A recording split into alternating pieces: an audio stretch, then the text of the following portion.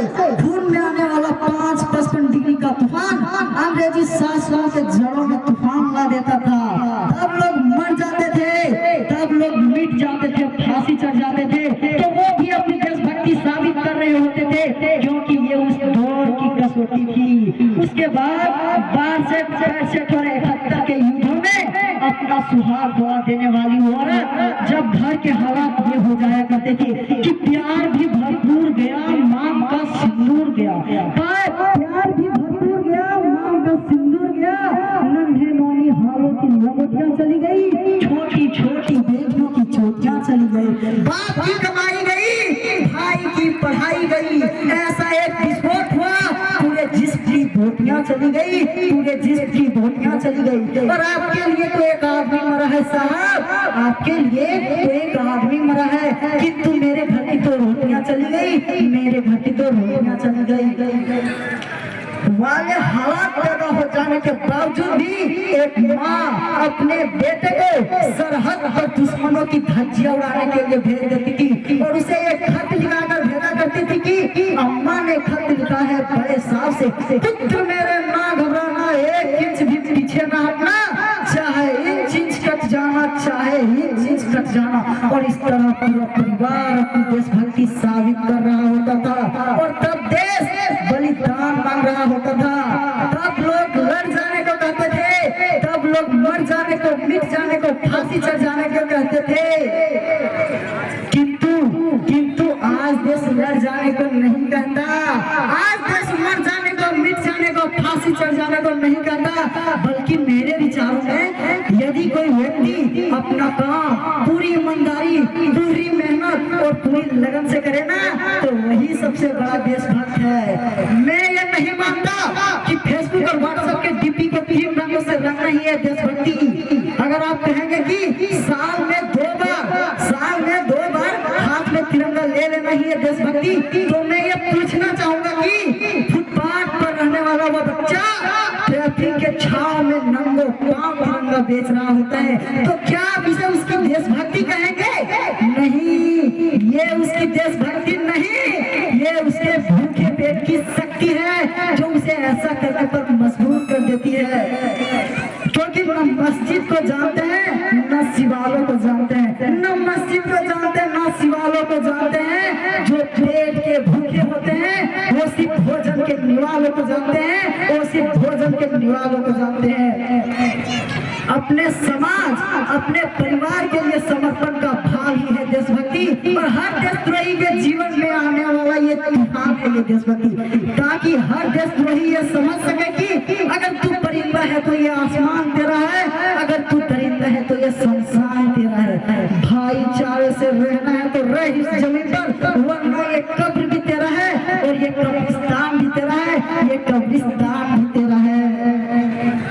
लेकिन एक देशद्रोही से ज्यादा देशभक्ति तब आहत होती है जब एक बेटा अपने बूढ़े माँ बाप को वृद्धाश्रम के चौखट पर छोड़ आता है। कराती है वो देशभक्ति जहाँ मुसीबत में फंसे लोगों की जान बचाने से ज्यादा हम सेल्फी लेकर अपने लाइफ बनाने रहते हैं। आगे चला गया। आज के इस दौर में वो युवा जिनके ऊपर जिम्मेदारियां थी अपने परिवार, अपने समाज, अपने देश की आशाओं को बांधे रखने की, आज वही युवा 4x4 इंच की छोटी सी स्क्रीन पर अपनी कोमल अंगुलियों की घर्षण मात से अपनी भावनाओं की इमोजी भेज रहा है। 4 बोतल घूट का काम मेरा रोज का न भारत के भविष्य को पूरा तबाह कर रखा है। हम ना एक ऐसे समाज में जीते हैं जहां लड़कों से बात करता देख जो भाई हकड़ आते हैं, वही भाई अपनी गर्लफ्रेंड की किस्से घर में हंस हंस कर सुनाता है। और मैं ये बता दूं कि हम ना एक ऐसे समाज में जीते हैं जहां पत्थर की मूरत को लगते हैं 56 भोग और भूखे नंगे तड़पते सो जाते हैं लोग, भूखे नंगे तड़पते सो जाते हैं लोग।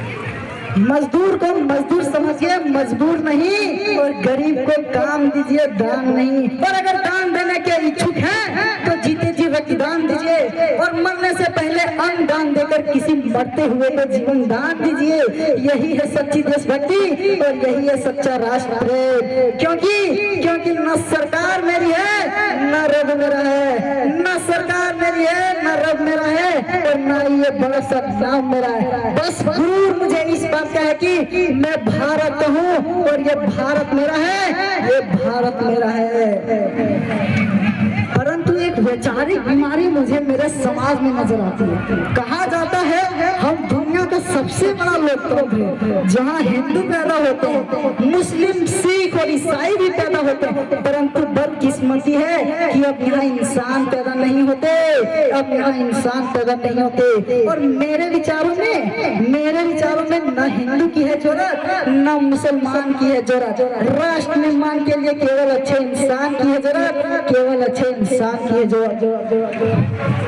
जरा सोच कर देखिए, ये पेड़ पौधे सदाएं भी परेशान हो जाएं अगर परिंदे भी हिंदू और मुसलमान हो जाएं, अगर परिंदे भी हिंदू और मुसलमान हो जाएं। एक शैक्षिक बीमारी भी मुझे मेरे समाज में नजर आती है, वो ये कि बड़े ही आश्चर्य की बात है कि जिस देश ने पूरे विश्व को तक्षशिला और नालंदा देकर विश्वविद्यालय शैक्षिक की बुनियाद रखी, आज विश्व के 100 सर्वश्रेष्ठ विश्वविद्यालयों में हमारा एक भी विश्वविद्यालय खड़ा नहीं हो पाता।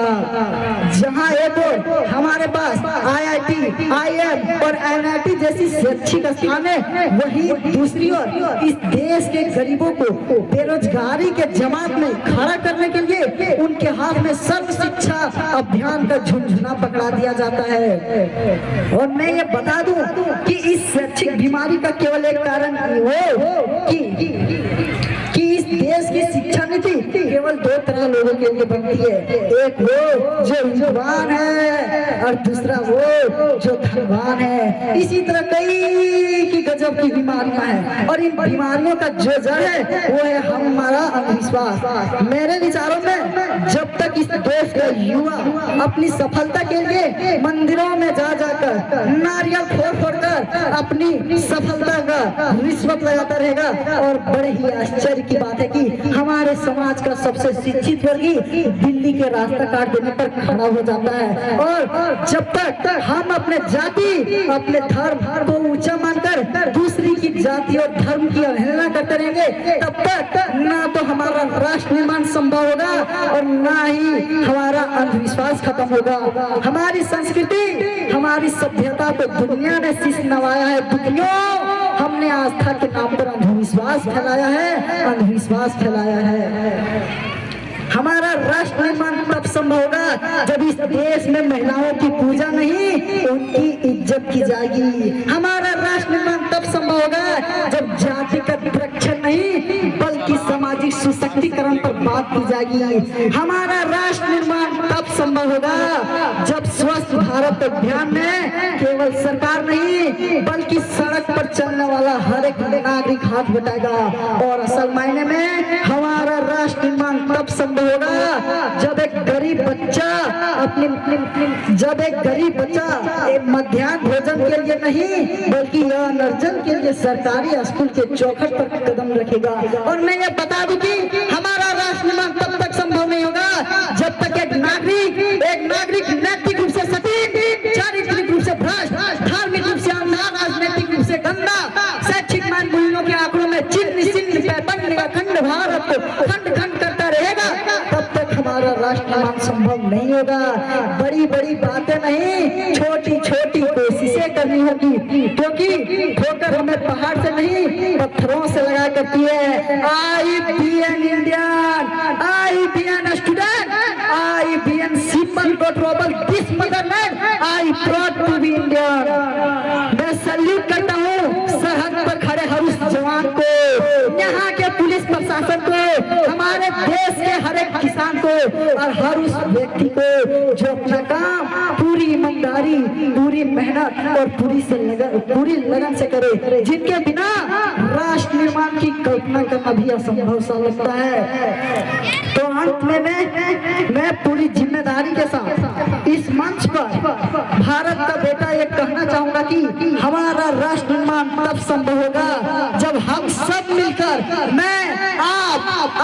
हम सब मिलकर प्रयास करेंगे, क्योंकि देश की जिम्मेदारी नहीं है हमें आगे ले जाना, बल्कि हमारी जिम्मेदारी है देश को आगे ले जाना। तो मैं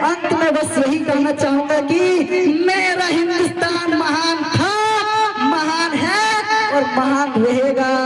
होगा हौसला भी सबके दिलों में बुलंद हो जाए तो एक दिन पाकिस्तान भी जय हिंद कहेगा।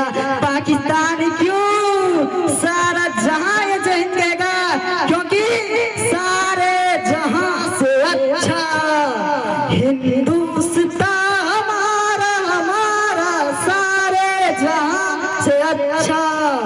हम बुलबुले इसके, ये गुलिस्तान हमारा, हमारा सारे जहां से अच्छा हिंदुस्तान हमारा, हमारा सारे जहां से अच्छा। तो मैं अंत में महाकवि देशभक्तों को श्रद्धांजलि अर्पित करते हुए अपनी वाणी को विराम देता हूँ और अंत में जाते जाते आपके सहयोगी से एक बार भारत माता की जय का नारा लगाना चाहता हूँ। तो भाइयों आवाज